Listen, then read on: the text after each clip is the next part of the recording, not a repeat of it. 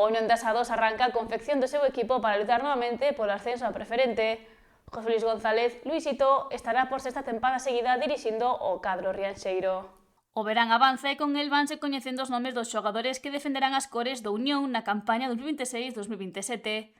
O equipo rianxeiro afronta a temporada con gañas e ilusión, aprendendo dos erros da anterior campaña para conseguir o obxectivo de acadar o ascenso a preferente. O pasado curso disputaron a fase de ascenso, pero o Córgomo de Vilamartín eliminounos nas semifinais do playoff. Agora, os de Asados, que xogarán unha vez máis na primeira futgal, loitarán por estar un ano máis na parte alta da táboa, e o farán da man de José Luis González, Luisito, que estará un ano máis aos mandos do equipo.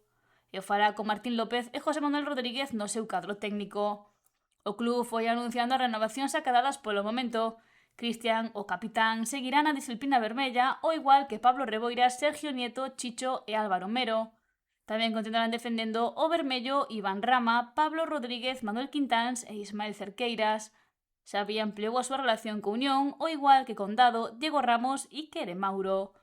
Gabri seguirá defendendo os intereses da Unión e tamén Anxo, Jorge Dieste, Manu Rey e Óscar Galván. Unai Bravo dará o salto do juvenil ao equipo sénior, mesmo camiño que seguirá Paulo.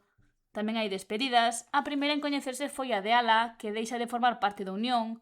Adam Vidal tampouco continuará vestindo de vermello a vindeira campaña e Sami tamén se despide de Vilas para buscar novas experiencias.